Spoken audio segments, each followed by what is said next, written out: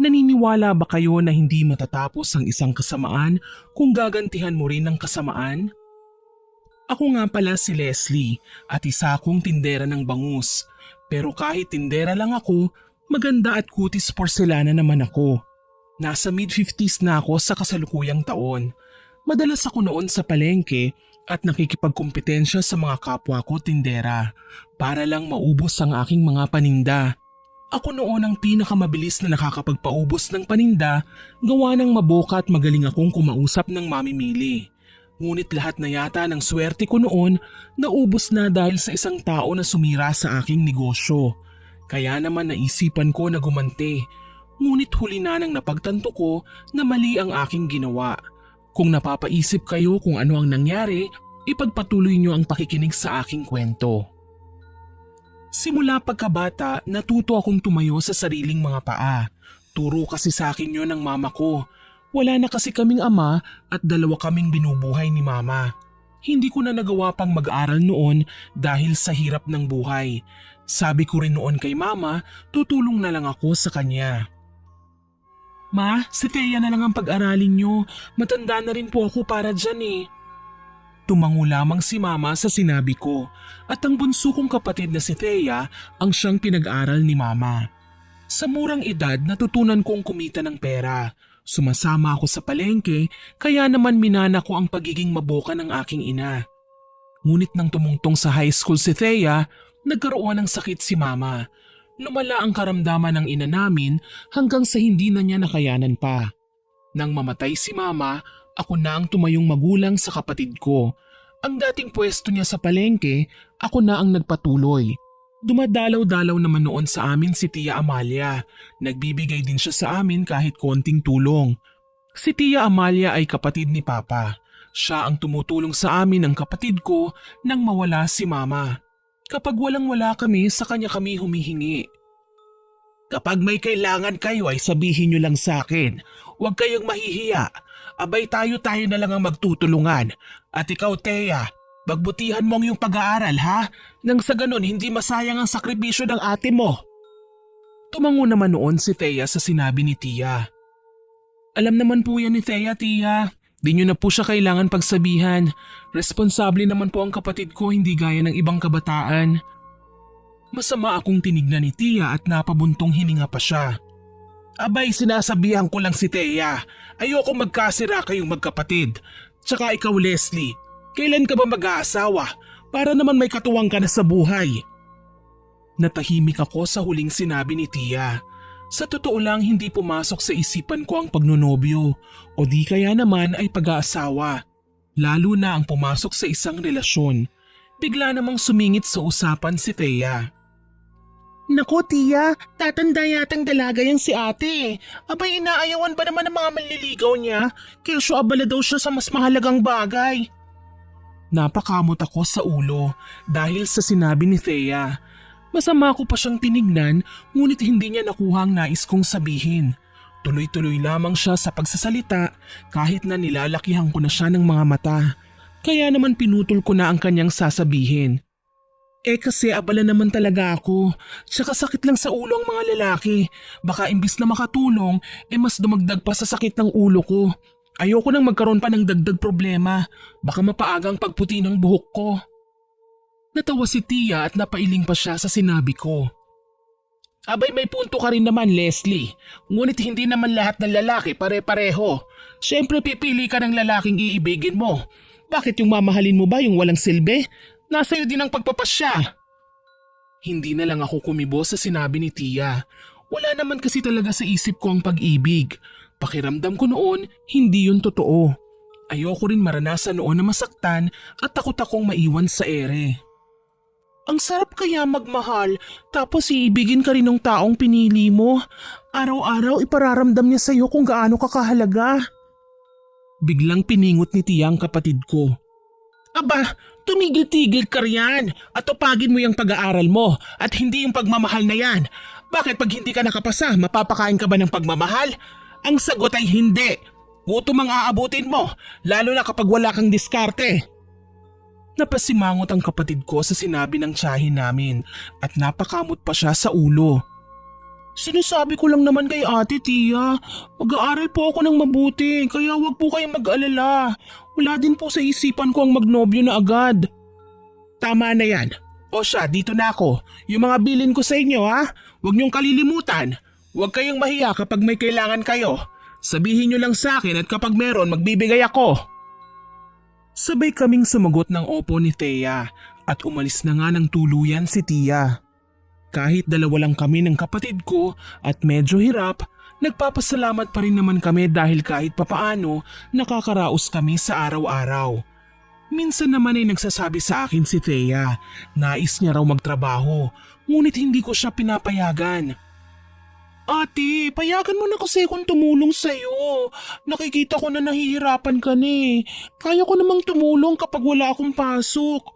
Tsaka hindi ko naman pababayaan ang pag-aaral ko eh. Mabilis kong tinaliwasan ang sinabi sa akin ng kapatid ko. Sinabihan ko siya na hindi niya kailangan gawin yun. Kaya ko pa naman, mas mabuting mag-focus ka na lang sa pag-aaral mo. Lalo na ngayon at malapit ka nang magtapos sa high school. May napili ka na bang kurso para sa kolehiyo? Sinubukan pa akong kumbinsihin ni Thea, ngunit sinabi ko sa kanya na buo na ang desisyon ko. Wala na ngang nagawa pa ang kapatid ko, kundi ang sumunod.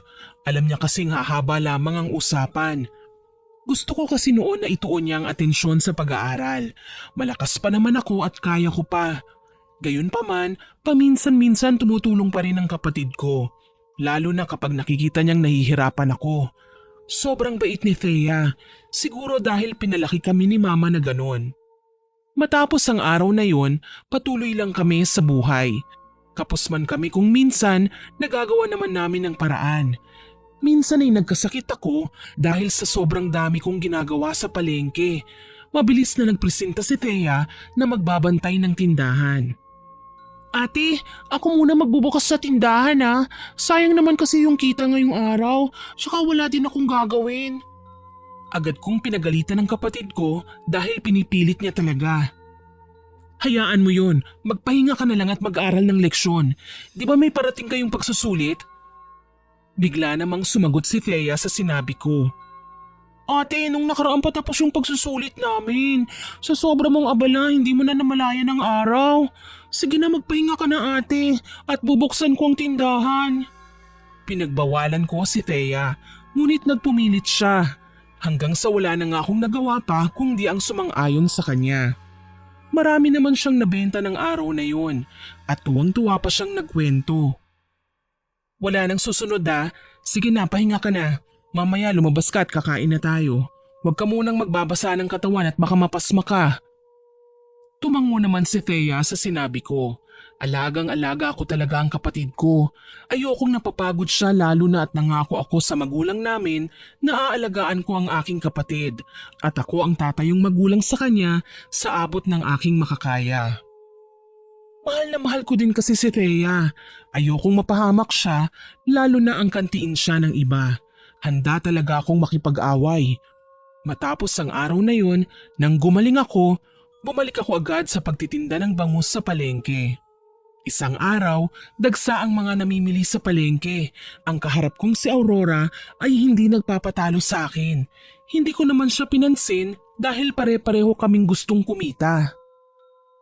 Dito na kayo bumili sa akin, sariwa pa at hindi bilasa. Huwag kayo magpapadala sa salita, di baling mahal, ang mahalaga ligtas kainin. Napakunot ang noo ko sa sinabi ni Aurora, para bang may nais siyang iparating.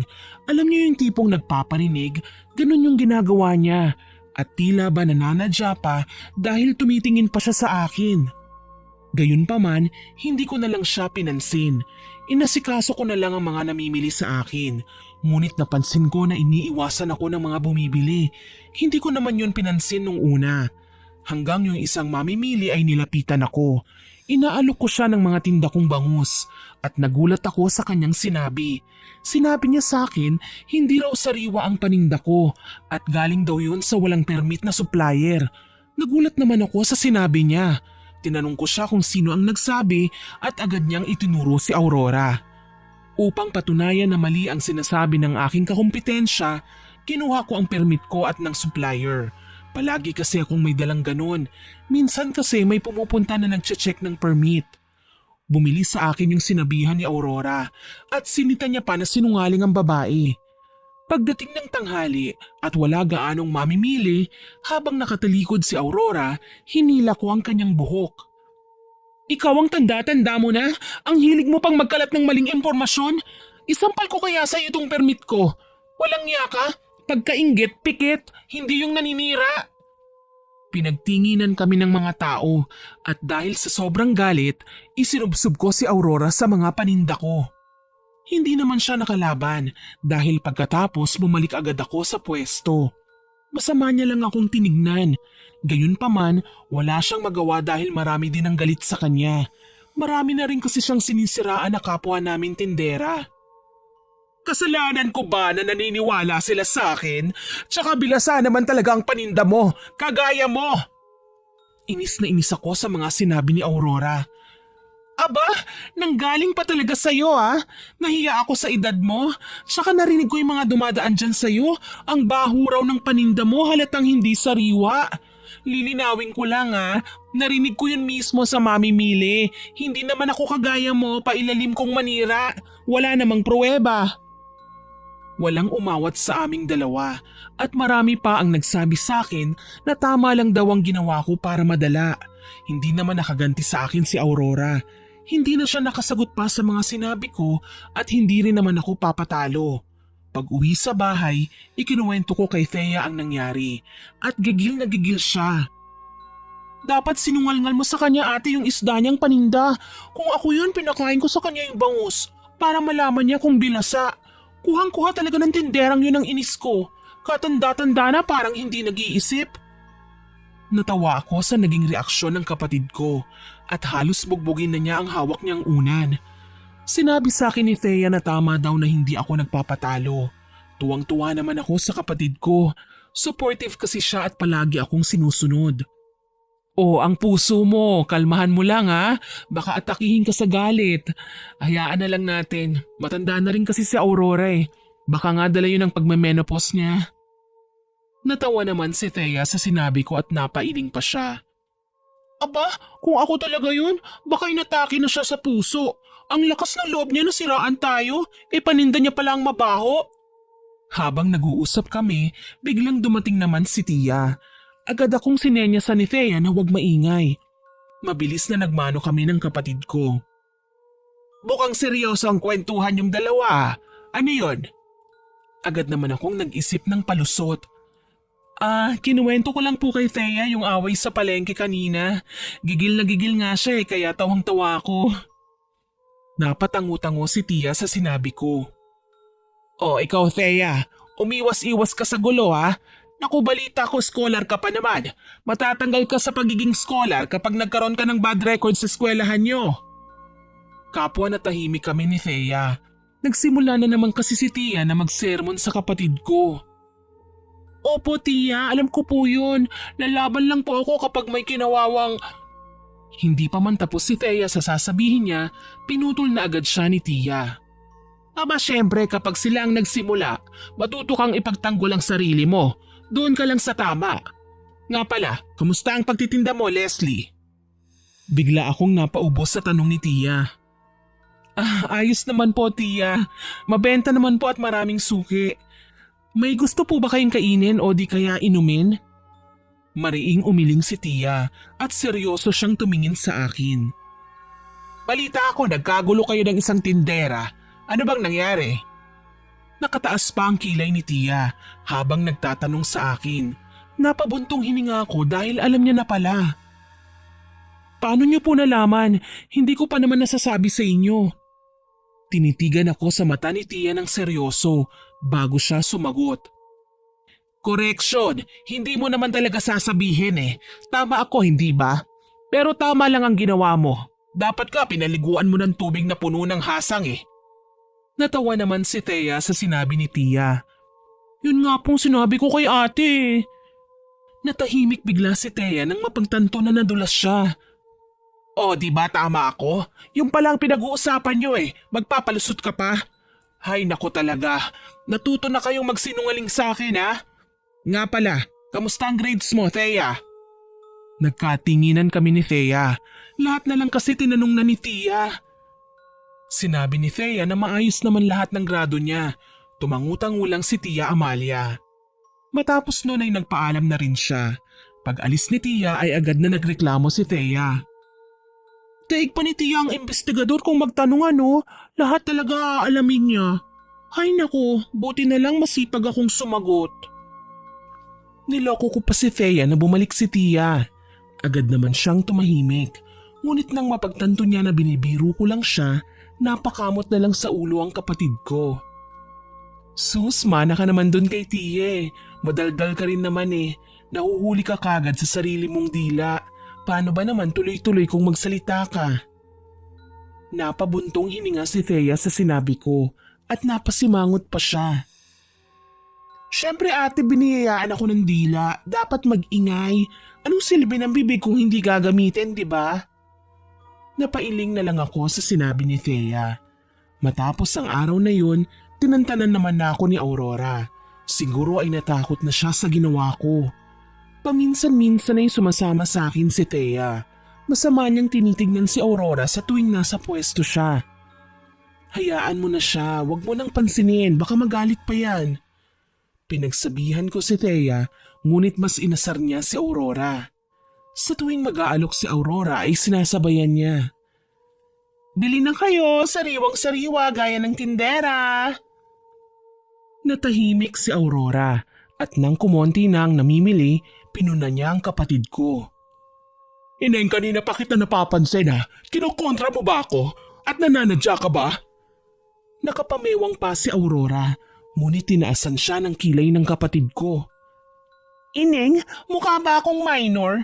Alam ko mukha akong bata pero 18 na ako. Tsaka may problema po ba kayo, Lola?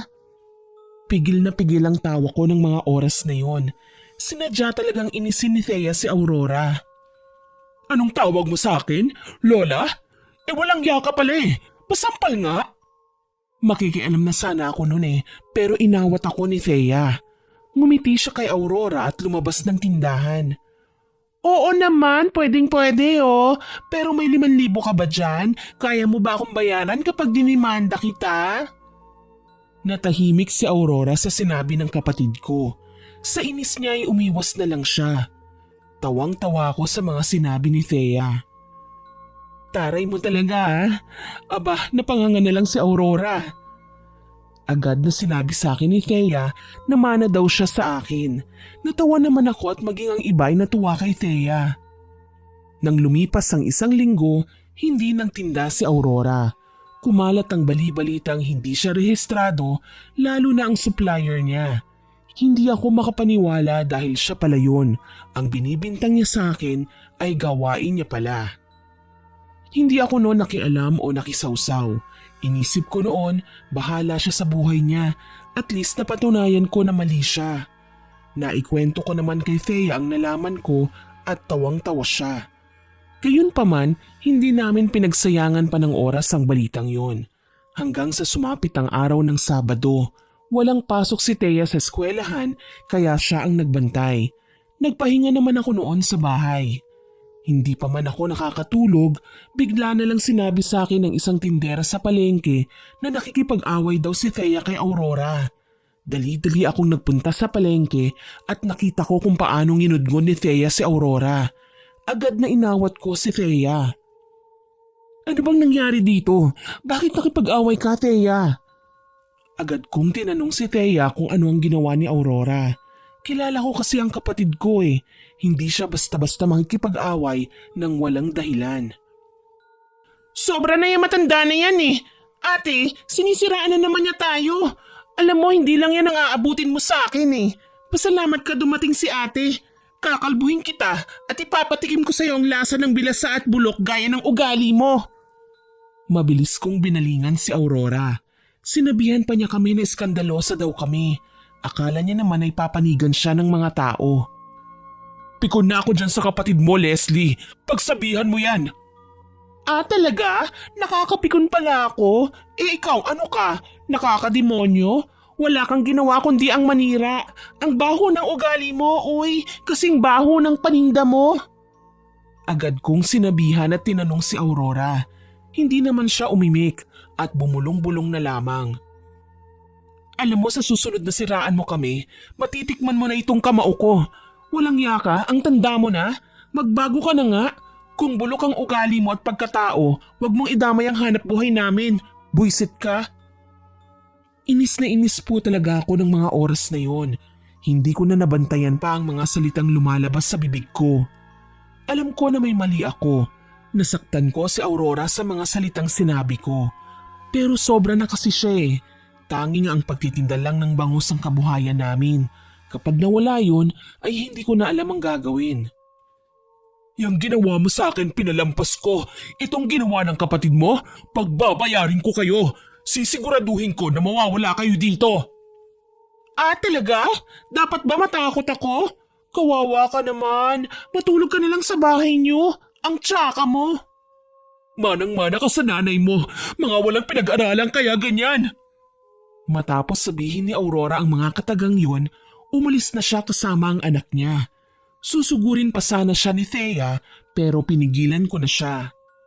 Hayaan mo na. Bakit mo pa kasi pinatulan yun? Alam mo naman na pabida lang yun eh. Malalim na napabuntong hininga si Thea. Sinimulan niya eh. Nainis ako kaya ayun pinatulan ko. Makapanghusga siya ang lala niya naman. Isampal ko kaya sa kanya ang card ko nang makita niya ang grado ko.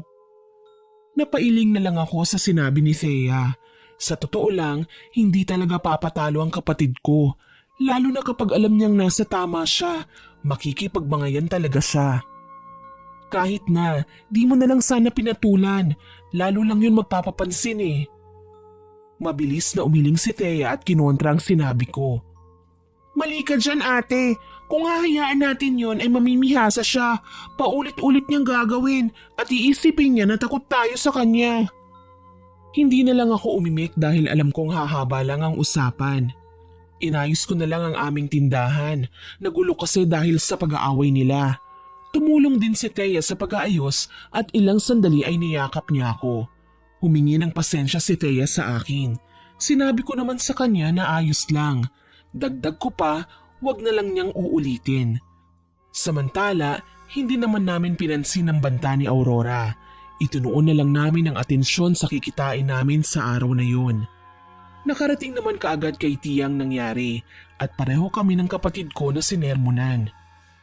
Bakit ba pinatulan mo pa, Thea? Mabilis na nangatwiran si Thea kay Tia. Tia, sabi mo wag akong papaapi eh. Siya naman ang nagsimula eh. Kung di ko yun pinatulan, wala kaming kikitain ni ate. Napakamot naman sa ulo si Tia. Di sana sinagot mo lang. Hindi mo na sinaktan pa. Mamaya mas lalo lang lumaki ang gulo.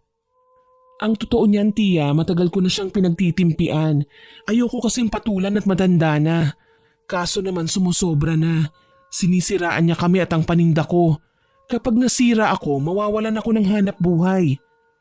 Kaya nga Tia, sabihin ba naman niya na wala daw permit ang supplier ni ate, tapos bilasa daw yung mga istong paninda namin?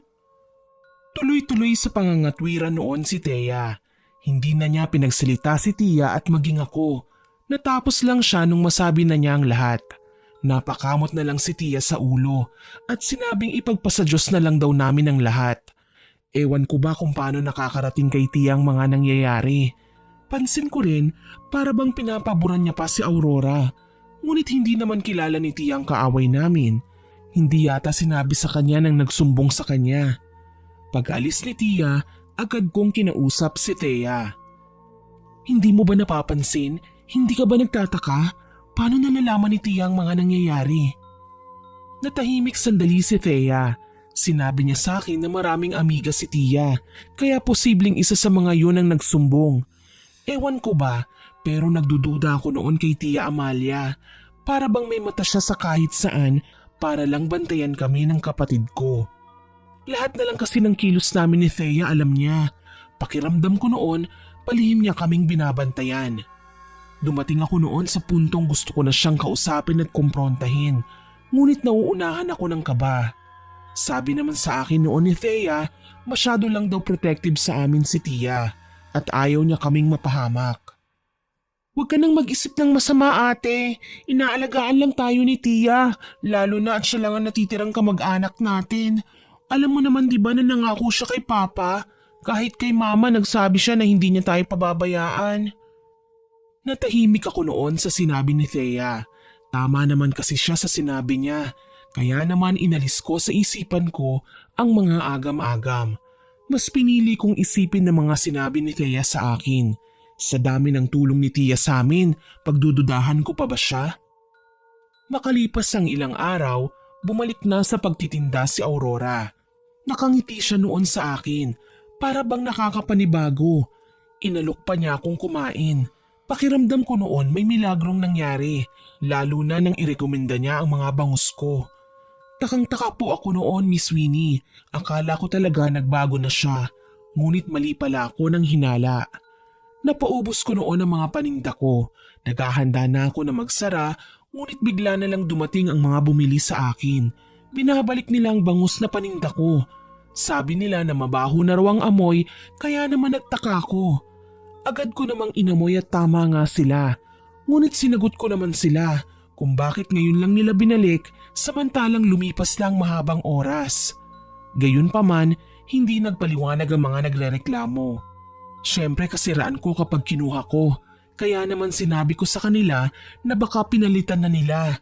Ngunit tinakot nila ako, kaya pumayag akong ibalik nila ang mga isda. Pag alis ng mga nagreklamo, nakita ko si Aurora na pasimpleng tumatawa. Agad ko siyang sinugod at dinuro-duro. Kaya palang bait mo kanina? May masama ka palang plano? Ano bang problema mo? Ito lang ang hanap buhay namin. May kaya ka naman. Bakit parang ang laki ng inggit mo? Walang yaka? Ang tanda mo na ganyan ka pa? Sa inis ko, lahat ng binalik sa akin na isda ipinakain ko kay Aurora. Halos masuka-suka siya sa ginawa ko. Inawat naman ako ng iba at umalis ako noon na inis na inis. Kinabukasan, bigla akong pinatawag sa barangay. Nalaman ko na nagsumbong si Aurora. Hinarap ko naman siya pero sinabi niya ang tungkol sa paninda ko. Nagulat ang kapitan. Mabilis na nagpunta sila sa tindahan ko at ewan ko ba pero nang buksan nila ang mga paninda ko, sobrang baho na at nabubulok pa ang iba. Alam ko noon na pakananan naman yun ni Aurora at dahil nga sa nangyari, naipasara ang tindahan ko. Sobrang lungkot ang naramdaman ko. Pansamantalang pinagbawalan din kami na magtinda sa palengke. Hindi ko alam noon ang gagawin, lalo na at yun lamang ang kabuhayan namin. Alam mo ate, magtinda na lang tayo ng lutong ulam. Hayaan mo na yung si Tanda, inggit lang yun. Hayaan mo karma nang maningil sa kanya. Napangiti na lamang ako sa sinabi ng kapatid ko. Pinalalakas niya ang loob ko. Sa kalagitnaan ng pag-uusap namin ni Thea, bigla namang dumating si Tia Amalia. Nalaman niya ang nangyari at nagdala din siya ng mga pagkain. Binigyan niya rin kami ng pera pang gastos ni Thea. Hindi pa rin pala nagbabago si Aurora. Gaya ng dati, pailalim pa rin siya kung gumanti. Nagulat kami ni Thea sa sinabi ni Tia. Doon na nga siya nagsimulang magkwento. Sinabi niya sa amin na ginawa niya rin yun kay Mama. Humanap daw ng paraan nun si Mama. Kaya naman naisipan namin ni Thea na alamin ang totoong nangyari noon. Gayunpaman sabi ni Tia, masasayang lang daw ang oras namin. At sa puntong yon, naisip ko na tama ang sinabi niya. Matapos ang araw na yon, gamit ang naipon kong pera mula sa pagtitinda, nagsimula ako ng bagong negosyo. Nagtinda ako ng lutong ulam. Hindi ako huminto. At kahit nagsimula ulit ako sa wala, nagawa ko pa ring maibalik ang tiwala ng mga suki ko. Nang malaman ni Aurora ang tungkol sa bago kong negosyo, laking gulat ko dahil nagtitinda na rin siya. Talagang nananadya si Tanda oh. Pigilan mo ko ate, masasabunutan ko yan. Pikon na ako sa kanya. Pinigilan ko naman si Thea. Sinabi ko sa kanya na hayaan na lang. Sabi ko pa, hindi naman siya magtatagumpay. Iba't ibang negosyo ang sinubukan ko noon at ginaya lahat yon ni Aurora. Hanggang isang araw, habang nagtitinda ako, bigla akong kinausap ng dati kong suki. Sinabihan niya ako na makipagsosyo sa kanya. Supplier siya ng mga iba't ibang isda at kumpleto siya sa papeles. Agad akong sumang-ayon, lalo na at malaking kita yon. Nang dahil sa dati kong suki, naging supplier na ako sa palengke. Umuusok na naman ang ilong ni Aurora sa galit. Pagpunta ko sa palengke, agad kong inalok ang mga katabi ko noon na may tindahan din ng isda. Ay sus, bibili kayo dyan? Natanggalan nga yan ng permit, diba? Tsaka bulok ang mga paninda niya. Tinawanan ko naman si Aurora at sinampal ko sa kanya ang mga papeles na dala ko. Ninudngod ko rin siya sa mga sample na isdang dala ko. Pinagtawanan siya ng mga tao dahil sa ginawa ko. Alam mo, magtinda ka na lang kesa sayangin mo ang oras mo sa paninira sa akin. Hindi na yan uubra. Gasgas na ang pakulo mo. Hiyang-hiya si Aurora sa ginawa ko sa kanya. Nasupalpal siya sa mga sinabi ko at mabilis naman na kumuhang mga kasamahan ko sa akin. Tuwang-tuwa ang kasosyo ko at binigay niya kagad sa akin ang kinita ko sa araw na yon. Naging maayos muli ang aking hanap buhay, samantala si Aurora naman ay unti-unting minalas. Sa totoo lang, tuwang-tuwa ako sa nangyari sa kanya. Pakiramdam ko, karma ang naningil sa kasamaan niya. Sa tuwing magde-deliver ako ng mga order sa akin, umiiwas na lang ako kay Aurora.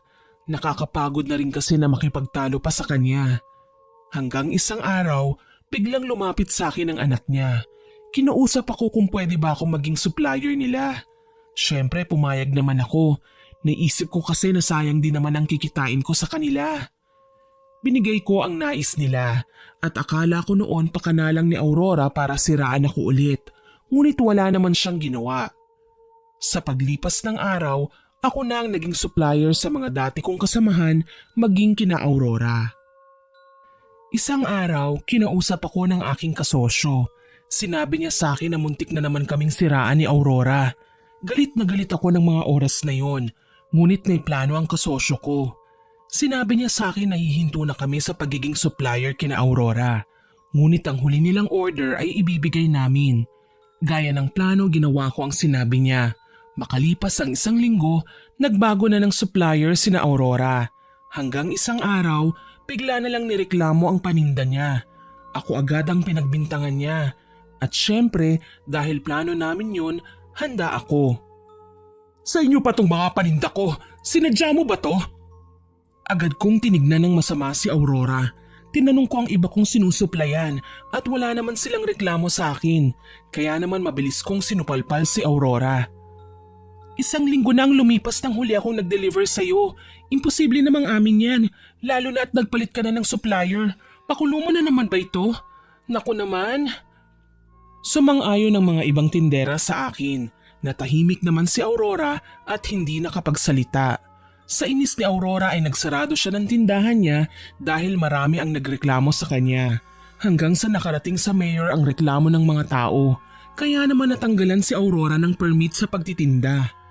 Alam ko na nagtataka kayo at napapaisip kung ano ba ang ginawa namin. Binigyan lang namin ng bilasang paninda si Aurora bilang ganti sa ginawa niyang paninira. Tuwang-tuwa si Thea sa nangyari, ngunit si Tia Amalia pinagsabihan ako. Mag-iingat ka dyan kay Aurora. Hindi mo siya lubusang kilala. Aba, may lahing mambabarang ang pamilya niyan. Baka balikan ka niya. Nagulat ako sa sinabi ni Tia. Hindi ko naman alam na may lahing ganun pala si Aurora. Kahit si Thea ay kinilabutan. Napatanong na ako noon kay Tia. Na-curious din si Thea. Ikinuwento sa amin ni Tia na kasamahan niya noon si Aurora. Iisa lang daw ang nagturo sa kanila kung paano mambarang. Ibig niyong sabihin, Tia, mambabarang rin kayo? Grabe, nakakabigla. Tumango naman si Tia at hindi kami makapaniwala. Inilahad pa ni Tia na dating kasintahan ni Papa si Aurora. Bigla namang pumasok sa isip ko ang isang bagay at laking gulat ko dahil pareho kami ni Thea nang naisip. Baka kaya galit sa atin si Tanda dahil anak tayo ni Papa kay Mama. Baka hindi pa siya nakakalimot. Natawa naman si Tia sa sinabi ni Thea at sinabi ko naman na ganun din ang naisip ko pero hindi naman ako sigurado kung tama ba ang aming hinala. Sa paglipas ng araw, wala kaming balita kay Aurora. Hanggang isang araw, bigla na lang umuwi ng maaga si Thea. Inaapoy siya ng lagnat. Kinabahan na ako noon at kahit anong ipainom kong gamot, hindi pa rin nawawala ang lagnat niya. Agad ko naman na ipinaalam kay Tia ang nangyari. Kaagad siyang pumunta sa bahay at tinawas si Thea. Binabarang ang kapatid mo. Sabi ko na nga ba, gaganti si Aurora. Hayaan mo, kokontrahin ko ang sumpa niya. Aba, hindi ko hahayaan na maging si Thea mawala din ng dahil sa kanya. Nagulat ako sa sinabi ni Tia. Para bang sinasabi niyang hindi lang si Thea ang binarang ni Aurora. Anong ibig niyong sabihin, Tia? Ibig niyo bang sabihin may binarang na noon si Aurora na kapamilya natin? Tama po ba ako? Malalim na napabuntong hininga si Tia. Agad niyang ikinuwento sa akin na namatay si Papa dahil kay Aurora. Hindi raw nagawang matalo ni Tia si Aurora. Maging si nanay din pala, si Aurora daw ang nagpalala ng sakit niya. Hindi ako makapaniwala sa mga sinabi ni Tia. Doon ko lang napagtanto na marami na palang kasalanan si Aurora lalo na sa pamilya ko. Lalo tuloy akong napaisip na para bang plano niya kaming ubusin. Tinanong ko pa noon si Tia kung bakit hindi niya sinabi sa akin. Kapag sinabi ko ba sa'yo may magagawa ka? Di ba wala naman? Baka nagkagulo pa kung sinabi ko sa'yo yon. Isa pa, hindi na yun ang importante ngayon. Ang mahalaga, matalo ko si Aurora nang sa ganun bumuti ang kalagayan ni Thea. Kilala ko si Aurora.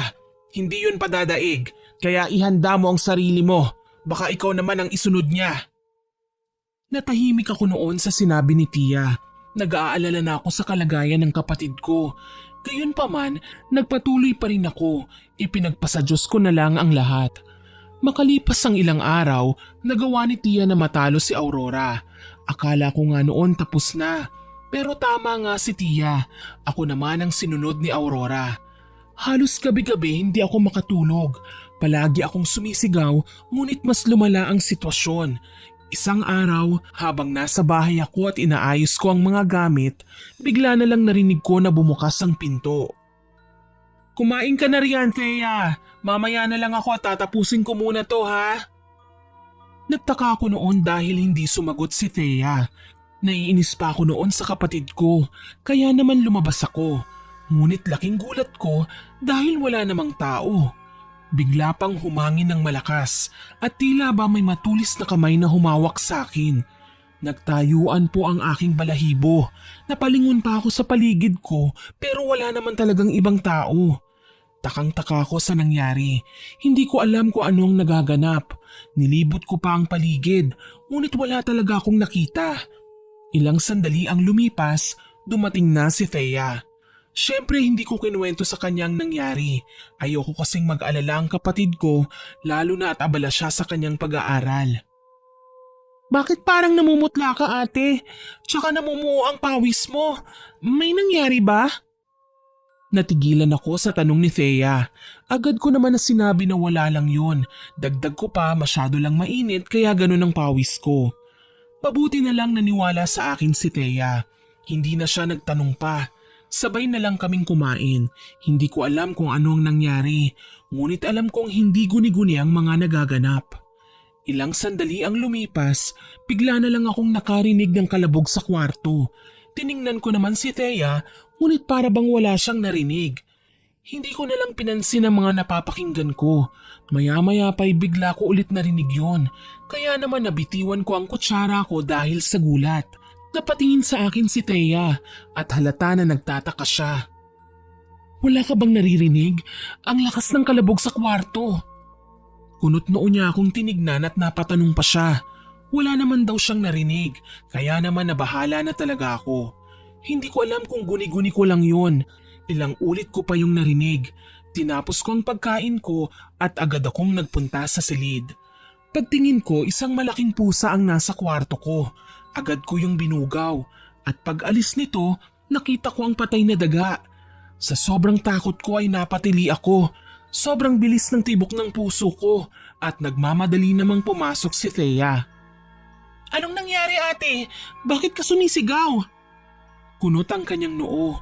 Agad ko namang itinuro ang daga. Ngunit laking gulat ko dahil wala na yun. Biglang naglaho ang patay na daga na parang bula. Pilit kong ipinaliwanag kay Thea ang nakita ko. Ngunit halata sa kanyang mga mata ang pagtataka. Gulong-gulo na ang isipan ko noon. Hindi ko alam ang gagawin. Pakiramdam ko ay may mali na. Parang ako lang ang nakakakita ng nakakatakot. Sobrang kaba ang naramdaman ko. Ngunit wala namang nakita si Thea. Sinabihan niya ako na magpahinga na lamang. Naisip ko noon na baka dala lang yun ang pagod. Kaya naman nagpahinga na lamang ako. Ilang sandali ang lumipas at sa kalagitnaan ng aking pagtulog, naramdaman ko na may dumagan sa akin. Maya-maya pa'y bigla na lang may sumakal sa akin. Nang imulat ko ang aking mga mata, nakita ko ang isang babae. Mahaba ang buhok, matalim ang kanyang mga kuko, mabalahibo at nanlilisik ang mga mata niya. Pilit niya akong sinasakal ngunit mabilis ko siyang nilabanan. Lumipas ang sandaling yon, nakita ko na si Thea ang sinasakal ko. Agad ko siyang binitiwan at napabuntong hininga ko. Anong nangyari? Bakit kita sinasakal? Akala ko mamamatay na ako. Sinasakal ako ng halimaw na babae.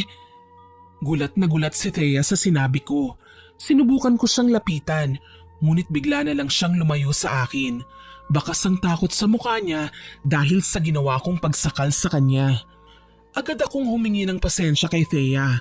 Tumango lang siya at lumabas. Napahilamos naman ako ng aking muka. Hindi ko talaga alam kung ano ang nangyayari. Lalabas na sana ako noon, ngunit may bigla naman akong narinig na tinig. Nagsisimula pa lang ako. Hindi pa ako tapos sa inyo. Mali kayo ng kinalaban. Umalingaw-ngaw sa buong silid ang boses ni Aurora. Nagsisisigaw na ako ng mga oras na yun. Pakiramdam ko nababaliw na ako. Hindi ko alam kung ano ang gagawin ko. At ayoko sana noon ipahalata kay Thea ang mga kakaibang nararanasan ko. Ngunit ako na mismo ang nagbuko sa aking sarili. Hindi ko mapigilan ng takot na nararamdaman ko. Nahiga na lang ako noon. Tinakpan ko ang aking tenga ng unan. Kinakabahan ako na baka may marinig na naman ako. Ilang sandali ang lumipas, dumating si Tia na kasama ang kapatid ko. Alam ko na noon na maaaring alam na ni Tia ang nangyari. Nilapitan niya ako at isinuot ang isang pulsera sa akin. Nasabi na sa akin ni Thea ang nangyari. Bakit hindi mo kagad sinabi sa amin? Hindi mo dapat inililihim ang bagay na ito. Lalo na't masama yun. Sinisimulan ka ng guluhin ni Aurora. Ayoko nang maglilihim ka pa, malinaw ba? Mas lalo lang lalala ang sitwasyon. Napayakap ako kay Tia ng mga oras na yon. Para akong bata na nagpapakampi. Sinabi ko sa kanya ang mga naririnig ko, maging ang mga nakikita kong kakaiba. Natahimik naman si Tia. Mabilis niya akong tinawas at kitang-kita ko ang mukha ni Aurora. Alam ko na ang ibig sabihin nun. Pareho kami ni Thea at ako naman ngayon ang pinahihirapan niya. Sinabi ni Tia na gagawin niyang lahat mapahinto niya lang si Aurora sa kanyang ginagawa. Nag-aalala din ako noon kay Tia, lalo na at sabi niyang lumalakas na raw si Aurora. Sa isip-isip ko noon, kung may paraan lang para tumulong ay gagawin ko talaga. Hindi ko alam kung bakit ganoon na lang ang kaba ko, lalo na ng araw na yun. Nang uuwi na si Tia, sinamahan ko siya pauwi. Kinakabahan talaga kasi ako, kaya gusto kong masiguro na ligtas siyang makakarating sa kanyang tahanan. Pagpasok sa loob ng kanilang bahay, bigla na lang nanghina si Tia. Nanginginig-nginig siya. Diyos ko, wag mo naman kunin sa amin si Tia. Nagdadasal na ako ng mga oras na yon. Ilang sandali ay naging maayos na rin si Tia at ipinaliwanag niya sa akin ang nangyari. Sa kanya raw inilipat ni Aurora ang sumpa. Gayunpaman, nilinaw ni Tia na wala akong dapat ipag-alala. Napanatag naman ako sa mga sinabi niya. Alam ko noon na malakas si Tia. Pinauwi niya na rin ako noon. Ikinuwento ko naman kay Thea ang nangyari at nag-aalala siya para kay Tia. Ngunit nilinaw ko na magiging maayos din si Tia gaya ng sinabi niya sa akin. Ngunit kabaligtaran ang nangyari. Unti-unting nanghina si Tia. Palagi ako noon sa tabi niya. Ayoko siyang iwanan, lalo na at si Tia lang ang meron kami. Makalipas ang ilang buwan, kinausap ako ni Tia. Pagod na ako, Leslie. Gusto ko nang magpahinga. Hindi ko na kayang labanan pa si Aurora at ang sakit na ito. Tumutulo ang luha ni Tia habang binabanggit ang mga salitang yun. Sabi ko sa kanya na maaari na siyang magpahinga. Ngunit sabi niya sa akin, hindi pa raw pwede. Nagtaka naman ako sa sinabi niya at doon na nga niya sinambit ang tungkol sa bertud. Gaya ng mga aswang, may bertud din daw ang mga mambabarang. Kailangan maisalin yun bago sila tuluyang makapagpahinga. Sa totoo lang nagulat ako sa sinabi ni Tia. Wala naman noong ibang pagpapasahan kaya naman agad kong sinabi sa kanya na sa akin na niya ipasa. Nagpasalamat sa akin si Tia. Iniluwa niya ang isang bilog na itim. Kinuha ko yon at nilunok matapos maisali ng bertud ng pagiging mambabarang na mayapa na si Tia. Sobrang lungkot ang naramdaman namin ni Thea sa pagkawala ni Tia Amalia. Ngunit tinatak ko sa isipan ko na ipaghihiganti ko ang mga mahal ko sa buhay na pinaslang ni Aurora sa pamamagitan ng barang. Nilinis ko noon ang mga gamit ni Tia at nakita ko ang isang kahon. Nang buksan ko yun, naroon ang lahat ng gamit niya sa pambabarang. Agad ko yung kinuha. Ngunit ang mas pumukaw sa pansin ko ay ang isang kwaderno. Nakasulat sa unahan ang katagang lihim na aral. Itinabi ko lahat yun at pagsapit ng gabi, pinasa ko ang nilalaman ng kwadernong yon. Ewan ko ba pero kahit Latin ang mga nakasulat doon ay nauunawaan ko. Marahil siguro sa bertud. Gayunpaman, hindi lahat naunawaan ko. Minsan nang nasa burol ako, nilapitan ako ng isang matandang lalaki. Sinabi niya sa akin na kaibigan daw siya ni Tia. Kinausap ko naman siya. Hindi ko nababanggitin pa ang pangalan ng kaibigan ni Tia bilang pagrespeto sa kanyang pribadong buhay. Tinanong niya ako noon kung sino raw ang pinasahan ni Tia. Naunawaan ko na kagad ang ibig niyang sabihin. Sinabi ko naman na ako at napatango-tango siya. Sinabi niya rin sa akin na tuturuan niya ako kung paano gamitin ng tama ang pinasa sa akin. Ewan ko pero bigla akong natuwa. Naisip ko noon na kapag naging dalubhasa ako, makakatulong yun sa paghihiganti ko kay Aurora. Kita ko noon na magaling siyang mambabarang. Nang mailibing nga si Tia, inumpisahan niya ang pagtuturo sa akin. Hindi naging madali ang lahat, lalo na at kailangan kong itago kay Thea ang lahat. Ayoko kasing mag-alala sa akin ng kapatid ko. Masyado nang maraming nangyari sa kanya. Kung tutuusin, kota na kami kay Aurora. Gayunpaman, sabi ko sa sarili ko na gagawin ko ang lahat maging maayos lang ang lahat. Maibalik lang sa dating kapayapaan ang buhay namin ay titigil na ako dahil hindi ko naman gustong magkagulo. Siguro nga mali ako sa pagganti noon. Sa paglipas ng araw, naging dalubhasa ako. Marami akong natutunan sa kaibigan ni Tia at nang maituro niya ang lahat, bigla na lang siyang nawala na parang bula. Ewan ko ba pero pakiramdam ko noon napaka makapangyarihan ko na. Magagawa ko na kasi ang lahat ng gusto ko. Ngunit bilin niya sa akin, huwag ko raw aabusuhin ang aking kakayanan lalo na at maaaring hindi ko raw magustuhan ang balik sa akin. Gayunpaman, kahit anong ingat ko, napansin pa rin ako ni Thea, lalo na ang mga pagbabago sa aking kilos. Ate, may tinatago ka ba sa akin?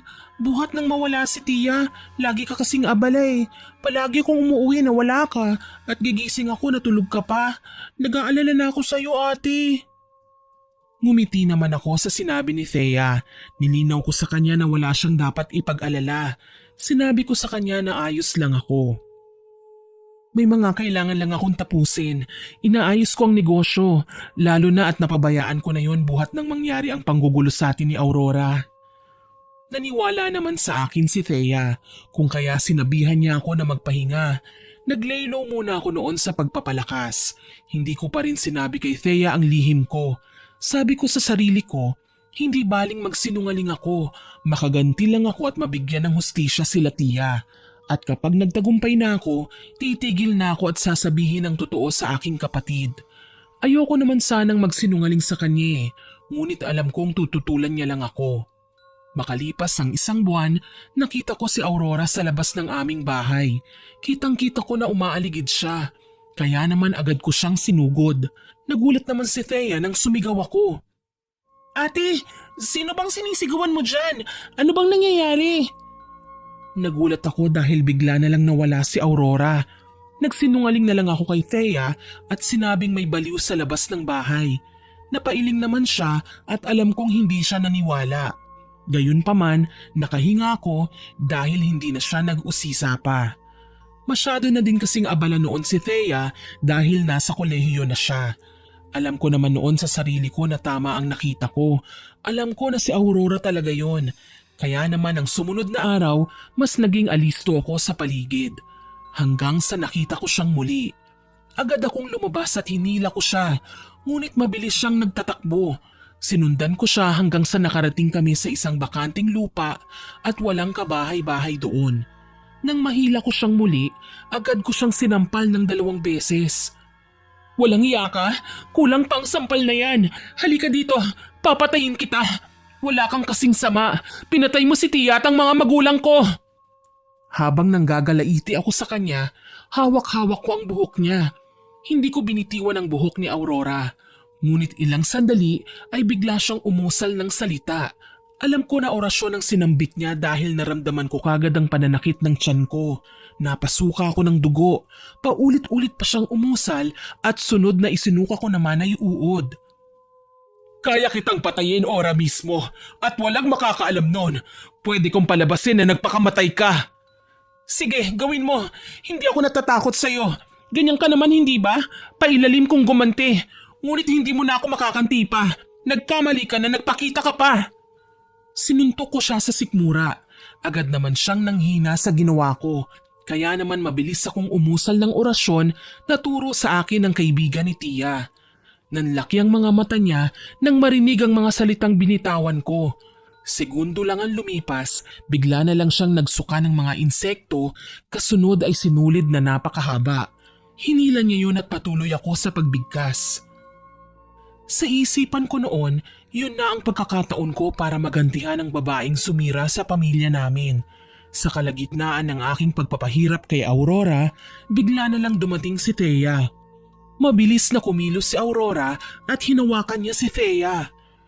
Sige, ipagpatuloy mo pa. Hindi ako magdadalawang isip na kitilan ng buhay ang kapatid mo. Kinabahan ako sa sinabi ni Aurora. Kaya naman tumigil ako. Tinulak niya sa akin si Thea at mabilis siyang tumakas. Agad kong binalingan si Thea at tinanong ko siya. Anong ginagawa mo dito? Bakit bigla-bigla ka nalang sumusulpot? Pagkakataon ko na yun para paslangin siya pero nakialam ka pa. Gulat na gulat si Thea sa mga sinabi ko. Maluha-luha siyang nagpaliwanag sa akin. Sinabi niya na nag-aalala lamang siya para sa kapakanan ko. Agad naman akong nakonsensya sa mga sinabi ko kay Thea. Kaya naman niyakap ko siya at humingi ako ng pasensya. Tinanggap naman ng kapatid ko ang paghingi ko ng tawad. Sinabi niya sa akin na alam na niya ang sikreto ko. Nakilala niya raw ang kaibigan ni Tia at binalaan siya tungkol kay Aurora. Ate, natatakot na ako para sa kaligtasan natin. Umalis na lang kaya tayo dito o kaya naman makipag-ayos ka na lang sa kanya.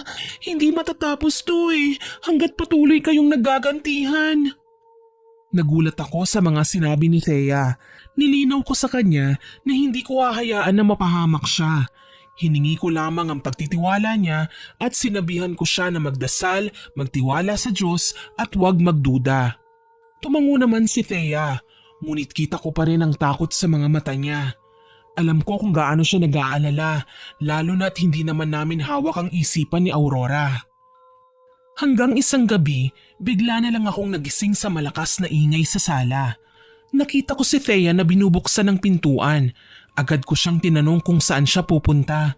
Ngunit wala akong nakuhang sagot mula sa kanya. Nang lapitan ko si Thea, doon ko lang napagtanto na tulog pala siya at naglalakad habang pikit ang mga mata. Sobrang kinabahan ako. Paano na lang kung hindi ko siya narinig? Niyugyug ko si Thea para magising. Ngunit sa halip na idilat niya ang kanyang mga mata, bigla niya akong sinakal. Thea, nasasakal ako. Pakiusap, imulat mo ang mga mata mo. Sobrang lakas ni Thea. Unti-unti niya akong inaangat. Ngunit mabilis akong nag-usal ng dasal kaya naman nabitawan ako ni Thea. Halos agaw hininga ako nang makawala sa pagkakasakal niya. Gulat na gulat si Thea nang imulat niya ang kanyang mga mata. Anong nangyari ate? Anong ginawa ko sa'yo? Nag-aalala siyang lumapit sa akin. Yung nangyari sa akin noon, ganun din ang nangyari kay Thea.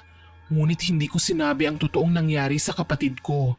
Minabuti ko na noon na pauwiin siya sa probinsya. Natatakot din kasi ko na mapahamak siya. Ayoko din kasi na may mangyaring masama sa kapatid ko. Hindi ko nakakayanin kung maging siya ay mawala sa akin. Hindi ko na alam ang gagawin kapag napahamak si Thea. Nang umuwi nga siya sa probinsya, naisipan ko na sundan na lang ang payo niya. Napagtanto ko na kasi na tama ang kapatid ko. Hinanap ko po talaga ang bahay ni Aurora para sana makipag-ayos. Hindi kalaunan, nahanap ko naman ang tirahan ni Aurora. Masyadong liblib yun kaya kinabahan din ako. Pagdating sa mismong bakuran niya, nakita ko kagad siya. Bumungad sa akin si Aurora. Nanlilisik ang mga mata niya. Anong ginagawa mo dito sa bahay ko? Ang lakas ng loob mong sumugod dito. Mabilis akong sinakal ni Aurora. Ramdam na ramdam ko ang matulis niyang kuko. Aray! Nasasaktan ako, Aurora! Bitiwan mo nga ako! Pumunta ako dito para makipag-ayos! Pakiusap, tapusin na natin ang away na ito! Kahit sinabi ko na yun kay Aurora, hindi pa rin niya ako binitawan. Gigil na gigil siya sa akin. Kita ko ang galit sa kanyang mga nanlalaking mata. Ramdam ko noon na unti-unting bumabaon ang kuko niya. Nang makita ko na wala siyang balak makipag-ayos, agad ko siyang sinipa sa sikmura at nabitiwan naman niya ako. Muli kong sinabi sa kanya na nais ko nang tapusin ang gulo. Natahimik siya sandali ngunit bigla siyang nagsalita. Wala na akong balak na ihinto ang nasimulan ko. Matatapos lang ang lahat kapag napatay mo na ako. Umalingaw-ngaw sa buong paligid ang boses ni Aurora. Muli niya akong sinugod. Mabilis naman akong umiwas. Ano bang ginawa namin sa'yo? Bakit galit na galit ka sa amin? Pinipigilan ko si Aurora dahil akmang dudukutin niyang mga mata ko. Tumawa naman siya at masamang tumingin sa akin. Higad ang nanay niyo. Kung hindi dahil sa kanya, hindi mamamatay ang anak ko. Sinira niya ang pamilyang binuo namin ng ama niyo. Naguluhan ako sa sinabi ni Aurora. Habang naglalaban kami, patuloy ko siyang tinatanong hanggang sa nagawa ko siyang matulak ng malakas at napaupo siya sa lupa. Nakaraan na ang lahat ng yun. Wala na ang mga taong pinagtaniman mo ng galit. Hindi ba't ikaw mismo ang pumatay sa kanila? Bakit pati kami dinadamay mo? Pati si Tia pinatay mo? Nanlalabo na ang paningin ko noon dahil sa luha. Nasasaktan kasi ako kapag naaalala ko ang mga nangyari. Pakiramdam ko kasi dahil sa simpleng away sa palengke, lumaki at umabot na sa patayan. Sinisi ko rin noon ang sarili ko, ngunit may mas malalim pa palang dahilan si Aurora. Sa tingin mo ba banalang tiyahin mo? Lahat ng sinabi niya totoo ba talaga? Hindi ka ba nagduda sa kanya? Namatay ang nanay niyo nang dahil sa kanya, hindi dahil sa akin. Ako ang lagi niyang sinisisi sa kagagawan niya. Oo, ninais kong paslangin ang nanay mo, pero hindi ko kinaya. Ngunit ang tiyahin niyo ang lumapit sa akin. Sinabi niya na igaganti niya ako. Gulat na gulat ako sa aking narinig. Hindi ko akalain na kay Aurora ko pa malalaman ang bagay na yun. Gayunpaman, hindi ako agad naniwala sa kanya. Hindi magagawa ni Tia yon. Patay na nga siya, sinisiraan mo pa. Sa galit ko, ginamit ko ang malakas na orasyon at ritual. Habang inuumpisan kong sabihin yon, bigla akong pinigilan ni Aurora. Huwag mong itutuloy yan. Sino ang nagturo sa'yo niyan? Ipapahamak mo lang ang sarili mo. Natigilan ako sa sinabi ni Aurora, ngunit nilinlang niya lang pala ako. Agad siyang tumayo at sinunggaban ako ng suntok. Napahiga ako sa lupa sa sobrang sakit na naramdaman ko. Mapanlin lang ka, Aurora. Hindi na ako magtataka pa kung gawa-gawa mo lang ang lahat ng mga sinabi mo kanina. Buisit ka. Ang sakit doon ah. Gusto mo ng gulo? Pwes pagbibigyan kita. Kahit iniinda ko pa noon ang sakit, tumayo pa rin ako. Hindi ako nagpatalo sa kanya. Mabilis akong umusal ng orasyon. Ginamit ko ang turo sa akin ng kaibigan ni Tia. Sabay kami ni Aurora sa pag-uusal ng orasyon at pareho kaming desididong matalo ang isa't isa. Ilang sandali ang lumipas, bigla na lang naging puti ang paligid.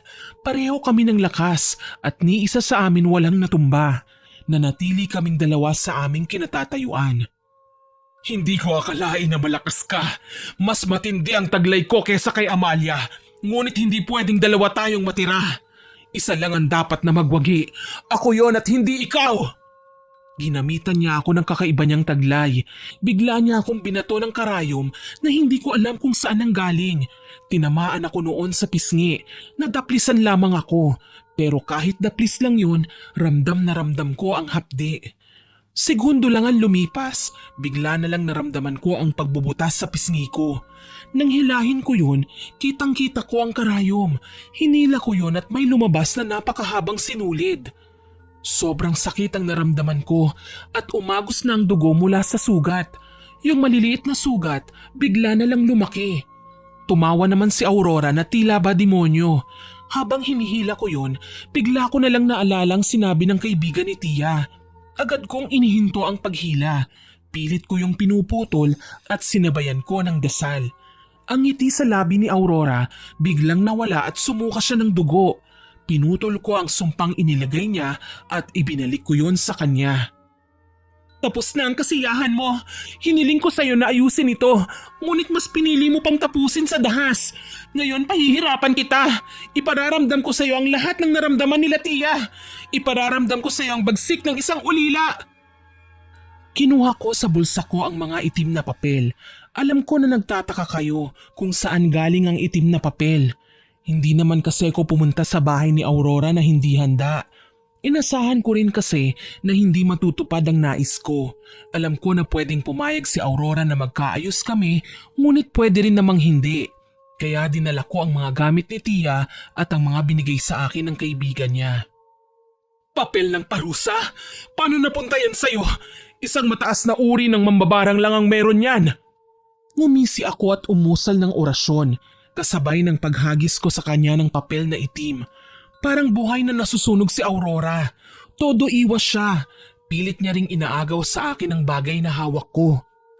Tapos na ang maliligayang araw mo. Wawakasan ko na ang kasamaan mo. Nang akmang ihahagis ko na ang huling papel na itim, bigla na lang may pumalo sa likuran ko at nawalan ako ng malay. Hindi ko na alam ang sunod na nangyari at nagising na lang ako na nakagapos na. Ate, gising! Anong nangyari? Paano kanila nakuha? Nagulat ako nang marinig ko ang boses ni Thea. Nanlaki ang mga mata ko nang makita ko ang kapatid ko. Kagaya ko ay nakagapos din siya. Gulat na gulat ako, lalo na at alam ko na nasa probinsya si Thea. Ang sabi mo sa text nasa probinsya ka na. Bakit nandito ka? Ano bang nangyayari? Gulong-gulo ko sa mga nangyayari. Bigla namang pumasok si Aurora kasama ang anak niya. Base sa pagkakatanda ko, bago ko nawala ng malay, ang anak ni Aurora ang pumalo sa akin. Buti naman at gising ka na, Leslie. Nagustuhan mo ba ang sorpresa ko sa'yo? Walang yakang impakta ka? Pakawalan mo ako dito nang malaman mong hinahanap mo. Nagpupumiglas ako sa pagkakatali, ngunit sadyang napakahigpit nun. Sinabi ni Aurora na ikukwento niya ang lahat. Nagkatinginan kami ni Thea at nagsimula na nga siyang magsalita. Matalik kong kaibigan ng nanay niyo at si Amalia. Ngunit higad ang nanay niyo. Nabuntis siya ng tatay niyo na kasintahan ko noon. Ginantihan ko sila noon. Ngunit ang ama niyo ang namatay.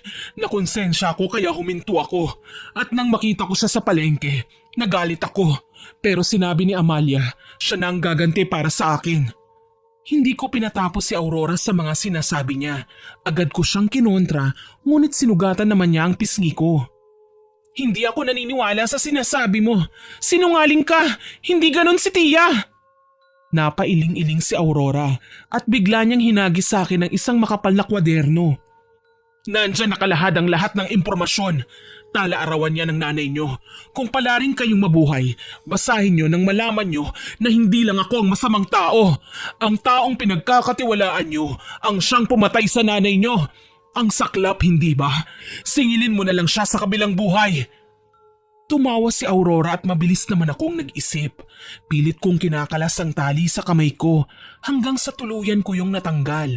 Mabilis kong dinampot ang kutsilyo at hinila ko ang anak ni Aurora at hinawakan ko siya ng mahigpit. Sige, lumapit ka. Lalaslasin ko ang leg ng anak mo. Layo! Dahan-dahan kong inalis ang tali ni Thea sa kamay at pinatakas ko siya. Naiwan naman ako at ang mag-ina. Malas mo naman na iwan ka pa? Bubita ka talaga ano? Feeling bayani ka ba? Iniwang ka na ng kapatid mo. Kawawa ka naman. Hindi ko pinansin ang mga sinabi ni Aurora. Ang mahalaga sa akin ay masigurado ko na nakaalis na ang kapatid ko. Nang matiyak kong wala na si Thea, hinarap ko ang mag-ina. Kahit mamatay pa ako ngayon, wala akong pake. Mahalaga ay ligtas na ang kapatid ko. Humagalpak ng tawa si Aurora na para bang baliw at umalingaw-ngaw pa yon sa paligid. Nagtataka ko siyang tiningnan at nang umusal siya ng orasyon, laking gulat ko dahil bumalik muli si Thea. Ate, patawad! Sinubukan kong tumakas pero parang may sariling buhay ang mga paa ko. Napagtanto ko na kontrolado ni Aurora ang kapatid ko. Inis na inis ako noon at alam ko na iinis na rin ng mga nakikinig sa akin. Alam ko ang sinasabi ng iba na bakit hindi ko natapusin pa. Bakit paligoy-ligoy pa ako. Ngunit kung kayo ang nasa posisyon ko, marahil ganun din ang nangyari sa inyo. Yung tipong mapapaisip ka na lang kung magagawa mo pa bang makatakas o matatalo pa kaya si Aurora. Malakas kasi siya, hindi pangkaraniwan. Dalubhasa na siya sa larangan ng pambabarang, samantalang ako, baguhan lang. Awang-awa ako sa kapatid ko. Takot na takot kasi siya at kita ko yun sa mga mata niya. Walang makakalabas dito ng buhay hanggat hindi niyo ako napapatay. Dalawa lang naman ang kahihinatnan ng lahat. Mamamatay ako o kaya naman ay kayo. Tumawa muli si Aurora na tila isang baliw. Gigil na gigil ako sa pagtawa niya. Kaya naman umusal ako ng orasyon na dahilan para bigla siyang manahimik. Nagsuka siya ng iba't ibang klase ng uod. Nang dahil sa ginawa ko, natahimik siyang bigla. Binalingan naman ng anak ni Aurora si Thea. Sinakal niya ang kapatid ko. Grabe, ang lakas niya din ate. Nasasakal na ako. Pakiusap, bitiwan mo na ako. Sige anak, patayin mo yan. Halika ditong babae ka. Kala mo ba palalampasin ko ang ginawa mo? Bigla akong hinila ni Aurora. Nang hawakan niya ako, agad kong pinilipit ang kamay niya tsaka ko siya sinuntok sa sikmura. Matapos nun ay sinipa ko siya sa balakang at namilipit siya sa sakit. Mabilis kong binalikan si Thea. Hinampas ko sa leeg ang anak ni Aurora. Kaya naman nawalan siya ng malay. Agaw hininga na ng mga oras na yun si Thea. Ate, sa likod mo! Pagsigaw nun ni Thea ay bigla niya akong niyakap. Sinalo niya ang pag-atake ni Aurora. Nakita ko na tinamaan siya ng patalim sa likuran. Mabuti na lang dahil hindi yun malalim. Agad kong inalalayan ng kapatid ko. Pinaupo ko muna siya at tinalian ko ang sugat niya. Samantalang si Aurora naman ay pinuntahan ng anak niya. Huwag mong ipipikit ang mga mata mo ha. Maliwanag ba? Makakatakas tayo dito. Pangako yan ni ate. Ngumiti naman sa akin si Thea. Hinawakan niya ang pisngi ko at pinahid ang luhang umaagos doon. Oo naman ate. Malayo ito sa bituka. Kaya ko ito. Basta huwag mong hayaan na mapano ka ha. Nangako ako kay Thea at agad kong binalikan si Aurora. Pilit niyang ginigising ang kanyang anak at hindi niya napansin ang pagsugod ko. Agad kong dinampot ang buntot pagi at sinakal ko yon sa leeg niya. Anong ginawa mo sa anak ko? Papatayin kita at tatanggalan ng ulo. Tandaan mo yan! Talaga ba? Baka ikaw ang pugutan ko dyan. Tandaan mo, konting higpit ko lang, putol ang ulo mo. Unti-unti kong hinihigpitan ang buntot pagi sa leeg niya, ngunit nagawa niya pang manlaban. Siniko niya ako sa sikmura ko, kaya naman nabitiwan ko siya. Ngunit hawak ko pa rin ang buntot pagi. Pinalipad niya sa harapan ko ang mga karayom, kaya naman mabilis ko yung iniwasan at hinataw ko sa kanya ang buntot pagi. Nang matamaan sa likuran si Aurora, labis niya yung dinaing. Itim na taglay, iyong lakas ay pagsamahin. Babae sa harapan ay iyong pahirapan. Hindi ko inaasahan ang pag-usal niya ng orasyon, kaya naman napaupo ako sa lupa. Suka ako ng suka ng iba't ibang maliliit na insekto. Bukod pa ron, sinuka ko rin ang napakalaking karayom. Karugtong nun ay may kasamang itim na likido. Hinang-hina na ako ng mga oras na yun. Para bang lahat ng lakas ko ay nawala na lamang. Tuloy-tuloy si Aurora sa pag-oorasyon ng mga oras na yun at alam kong tutuluyan niya ako kapag hindi ko siya kinontra. Kaya naman kahit nanghihina, umusal ako ng orasyon. Tumindig ako at tumingin sa kapatid ko. Kita ko na nanghihina na rin siya, kaya naman si Thea ang ginawa kong inspirasyon. Inang kalikasan, dasal ko'y dinggin. Diyos amang nasa langit, parusahan nawa ang babaeng ito. Tapusin ang kanyang kasamaan at ipadanas ang nagliliyab na apoy. Napasigaw si Aurora sa mga sinabi ko. Unti-unti siyang umatras at pilit ginigising ang kanyang anak.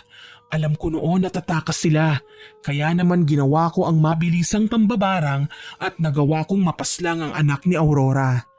Galit na galit si Aurora dahil sa pagkamatay ng kanyang anak. Hindi niya naman ako magawang labanan, lalo na at maging siya ay nilagyan ko ng sumpa. Inalis ko ang boses niya at sa puntong yon hindi na siya makakapagsalita pa. Bukod pa ron ay tinubuan siya ng sugat-sugat sa buong katawan niya. Hindi ko tinigilan si Aurora hanggang sa gumagapang na siya sa lupa. Minuto lang ang lumipas na wala ng hininga si Aurora gaya ng kanyang anak. Nang dahil sa nangyari, natapos ang kasamaan ni Aurora. Gayunpaman, upang makasigurado, sinunog ko ang bangkay nilang dalawa. Mabilis ko ring sinira ang bertud ni Aurora. Matapos kong mapatay ang mag-ina, binalikan ko si Thea kung saan ko siya pinaupo. Nakita ko na wala na siya noong malay. Ngunit nang pinulsuhan ko, laking pasasalamat ko dahil buhay pa ang kapatid ko. Dali-dali ko siyang binuhat at gabi na ng mga oras na yun. Nang nasa kalagitnaan na ng kalsada, bigla akong nawala ng malay. Nang magising ako, nasa isang bahay kami na di pamilyar sa akin. Inilibot ko ang aking paningin. Sa pagtingin ko, kaibigan pala ni Tia ang nakakuha sa amin. Sinabi niya na nakita niya sa kanyang pangitain ang nangyari sa aming magkapatid. Kaya naman dali-dali niya kaming pinuntahan. Nang magising si Thea, ngumiti siya sa akin at nagyakapan kaming dalawa. Ginamot ng kaibigan ni Tia ang mga sugat na aming natamo. Nang gumaling kaming magkapatid, nagpa siya kaming umuwi na. Maraming salamat po sa pagligtas sa amin. Utang po namin sa inyo ang aming buhay. Labis kaming nagpasalamat sa ginawa ng kaibigan ni Tia. Sinabi niya naman sa amin na tumupad lamang siya sa kanyang pangako. Bago kami umalis ni Thea, ibinigay niya sa amin ang kwadernong pagmamayari ni Mama. Wika pa niya sa amin, nakita niya raw yon sa bahay nila Aurora. Nagpasalamat naman kaming muli ni Thea at tuluyan nang umalis doon. Pag-uwi sa bahay, kaagad kaming nagtirik ng kandila. Nag-alay kami ng dasal para kina Tia at sa mga magulang namin. Sa wakas natapos na rin ang kalbaryo natin. Wala na ang kampon ng kasamaan na nagpapahirap sa ating buhay. Nagyakapan kami ng kapatid ko, ngunit bigla siyang nagsalita. Ate, basahin natin ito oh. Nakita ko rin ang kwadernong yan noon kay Mama. Baka nagsasabi talaga ng totoo si Aurora. Natahimik ako sa sinabi ni Thea. Agad kaming umupo at inalam ang kasagutan sa aming katanungan. Binasa namin ang mga nakalahad at nalaman namin na totoo nga ang mga sinabi ni Aurora. Buntis siya at namatayan ng 2 anak nang dahil kay Mama. Kaya pala ganun na lang ang galit niya. Nalaman namin noon ang nakaraan sa pagitan ng aming magulang at ni Aurora. Tama siya, kasintahan siya noon ni Papa. Ngunit nabuntis si Mama at mas pinili ni Papa ang pamilya namin. Dahil sa nangyari, nakunan si Aurora. Napabayaan niya ang 2 niyang anak at binawian ng buhay. Gulat na gulat kami sa aming nalaman. Ngunit ang mas ikinabigla pa namin nang mabasa namin na si Tia nga ang bumarang kay Mama. Nakalahat na naiinggit noon si Tia Amalia kay Mama, kaya nakipagtulungan siya kay Aurora. Umamin daw mismo si Tia sa aming ina ayon sa tala-arawan ni Mama. Totoo pala ang lahat ate, ngunit wala na ring saysay ang lahat ng yan. Tahimik na tayong mabubuhay at may babaon na lang sa limot ang lahat. Sana lang masaya na sila kung nasan man sila ngayon. Napangiti ako sa sinabi ni Thea. Nagsimula kaming muli ng bagong buhay. Nakapagtapos si Thea sa kolehiyo sa kursong nursing. Samantalang ako naman ay nagpatuloy sa negosyo. Kalaunan, naging maayos ang negosyo ko at nanumbalik ang sigla ng aming buhay. Hindi ko na noon nagawa pang mag-asawa. Tumanda akong dalaga at itinuon ko na lamang ang oras ko kay Thea. Marami ang nangyari sa amin at sa lahat ng yun, marami akong aral na natutunan. Isa na roon ay ang pagiging mapagkumbaba. Ugaliin nating magpatawad kesa gumanti. Sa ngayon, nagbabantay na lang ako sa mga pamangkin ko na mga anak ni Thea. Masaya ako sa buhay na meron ako kahit hindi ako nakapag-asawa. Maraming salamat po sa pagbabasa ng aking kwento, Miss Winnie. Sana napulutan po ito ng aral.